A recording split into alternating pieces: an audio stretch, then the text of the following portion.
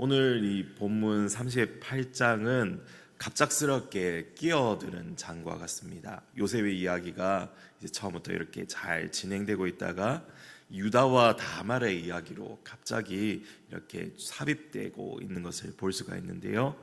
진행상 요셉의 이야기가 계속 이어져야 할 것 같은데 뭔가 흐름이 끊겨버리는 느낌입니다.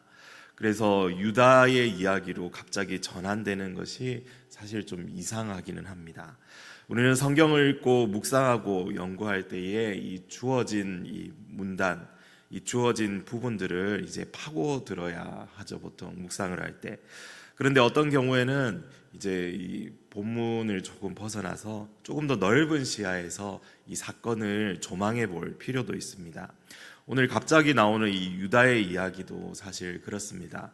유다의 이야기는 이 시간적으로 요셉이 애굽에 팔려간 이후에 그 직후에 아마 일어난 사건으로 볼 수 있고 아마 시간의 갭은 좀 있을 겁니다.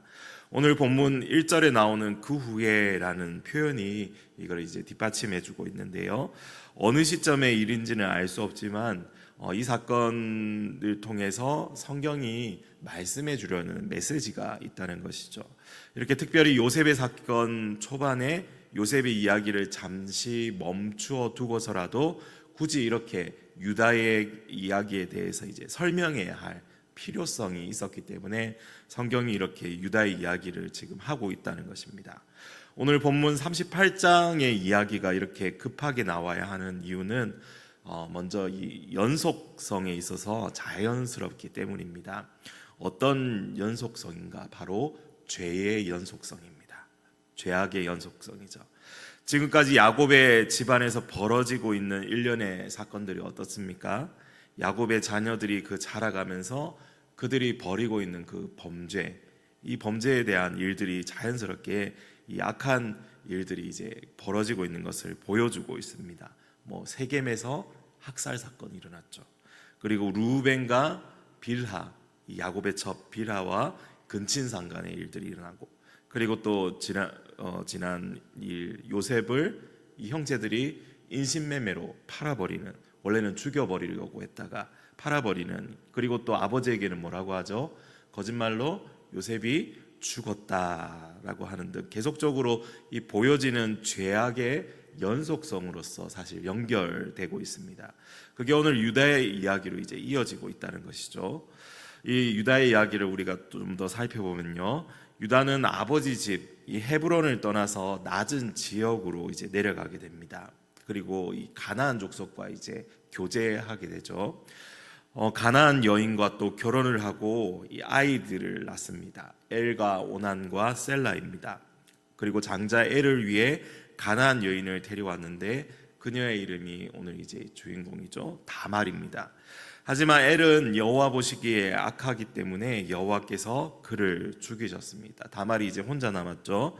유다는 장자 엘이 자손 없이 죽었기 때문에 둘째인 오난에게 이 형제의 대를 이어주도록 형수에게 이제 씨가 있게 이제 하라면서 다말과 그 고대에 있었던 게대의 결혼을 시키게 되는 겁니다. 그런데 이 오난이 이 악한 이 마음을 가지고 있어서 이 자기 씨가 되지 않는 생각으로 그 의무를 사실 행하지 않게 되죠. 이게 여호와 보시기에 이 선하지 않고 악함으로 여호와께서 오난을 죽이셨다라고 이렇게 이제 설명에 또 나와 있습니다. 그러면서 유다는 자기 막내 아들 셀라 역시도 혹시나 죽을까봐, 그러면 아들 자녀들이 다 없어지는 거잖아요. 그래서 다말에게 그의 아버지 집에 가서 이 수절하고 지내고 있으라. 이 셀라가 장성하면 너를 부르겠다 하고 이제 기다리라고 약속합니다. 그런데 나중에 보니까 아무리 기다려도 유다에게 연락이 오지 않고, 보니까 셀라는 또 장성해 있고, 그렇게 유다가 약속을 지키지 않는 것을 그가 이 다말이 보게 되는 것이죠. 그러면서 오늘 본문의 이야기는 아니지만 이제 유다를 속이고 근친상간이 벌어지고 다말이 임신을 하고 유다에게 담보물을 받고 나중에 이 유다에게 보내는 이런 일련의 이 죄악의 사건들이 계속해서 일어나는 것이죠. 계속해서 야곱의 집안에서 일어나고 있는 이 죄악의 역사들이 이렇게 이제 보여지고 있는 것입니다. 유다 위로 르우벤, 시므온, 레위 이미 충분히 죄악의 모습을 보여왔습니다. 이제 넷째 아들인 유다의 모습을 보여주면서 그의 죄악과 실패의 모습이 연속적으로 이제 나타나고 있는 것이죠. 유다의 이 도덕적인 타락과 가정의 이 혼란함이 이제 일어나는 그 모습을 보여주면서 이 성경이 참 재밌는 게 대비를 시키고 있는 겁니다. 누구와 대비를 시키고 있을까요? 유다와 뒤에 나오는 이 중간에 삽입되어 있지만 앞뒤로 이 샌드위치처럼 있는 이 요셉의 이야기를 사실 대비시키는 그러한 배치를 지금 하고 있는 것입니다. 이제 앞으로 등장하게 될 요셉과는 대조가 되도록 성경의 이야기가 이렇게 이제 배치되고 있는 것이죠. 유다는 도덕적으로 결함을 가지고 또 실패하고 실수하지만 이 앞으로 등장할 요셉은 도덕적으로 순결을 지키기 위해서 유혹을 견디고 단호하게 거절하는 모습을 또 보여주게 되고요. 또 애굽에 내려가서 하나님과 동행하면서 유다는 가나안으로 내려가서 하나님과 동행하지 않고 있죠. 그런데 요셉은 애굽에 내려가서도 하나님과 동행하면서도 자신의 삶을 지키고 가족 전체를 구원하는 그 역할을 계속해서 그가 맡게 되는 것입니다. 이렇게 유다와 요셉이 서로 대비되는 이 모습을 보여주기 위해서 사실 이 이야기가 또한 이렇게 이제 중간에 들어가 있다.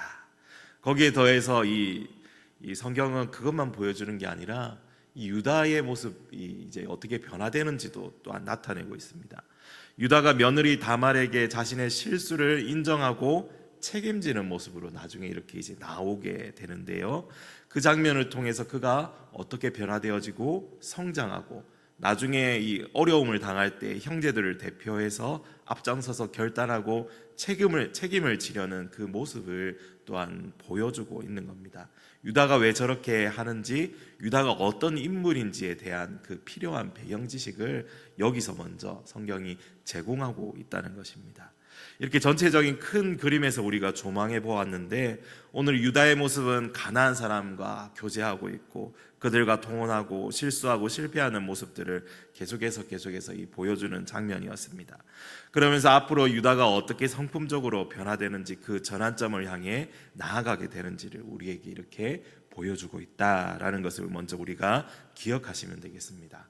이렇게 유다가 비록 죄악 가운데 거하며 이 가정이 파탄과 같은 혼돈의 모습으로 변화되어 가면서도 하나님은 이 약속하신 언약을 결코 포기하지 않으시고 죄인된 한 사람을 다듬어 가시고 무너져가는 야곱의 가문을 다시금 이렇게 세워주시고 지켜주시는 그 은혜의 이야기가 계속해서 진행되고 있는 것입니다. 이런 연약하고 타락한 삶을 살아가지만 하나님은 그를 버리시지 않으시고 변화시키시며 하나님의 구원의 역사, 특별히 메시아가 오는 통로로 그를 사용하시는 은혜를 베풀어 주실 것을 앞으로 우리에게 나타내 보여주실 것입니다. 이것이 바로 하나님께서 한 가정을 구원의 역사 속으로 끌어올려 가시는 이야기를 진행하고 있는 것이고요. 앞에는 야곱이 보여주는 연약함의 역사였다면 이번에는 유다의 이런 연약하고 타락한 모습을 통해 우리에게 또한 말씀해 주고 있는 것입니다. 유다의 회개와 변화의 모습은 바로 우리의 모습과 같은 것이라는 것을 말해주고 있죠. 우리 역시 수억만의 죄인 가운데 하나로 하나님 없이 살아가던 자들이었는데 그 중에서 우리를 선택하여 주시고 사망에서 끌어내어 살리시고 하나님의 구원을 입은 자로 우리를 살아가게 하셨습니다. 우리로 죄를 회개하고 날마다 변화하도록 이끄시는 그 하나님의 은혜로 볼 때 야곱이나 유다나 우리는 다 동일한 사람들인 것이죠. 닮은 꼴입니다. 반면에 이 요셉은 어떻습니까? 예수 그리스도의 십자가의 그 그림자로서의 그 역할을 감당하면서 온 가족의 구원을 위해 거칠고 어둡고 낮은 곳으로 나아가서 고난받고 종으로서 살아가고 하나님의 계획을 성취하기 위해 자신의 이 삶을 버리면서 그렇게 살아가게 되는 것이죠. 이렇게 창세기 38장을 통하여서 유다의 모습과 그와 대비되는 요셉의 모습 그리고 우리 자신의 모습을 생각하면서 오늘 하루도 하나님의 구원의 은혜를 찬양하며 믿음으로 우리에게 주어진 시간과 삶을 잘 감당하는 이 하루가 되어지기를 간절히 소망합니다.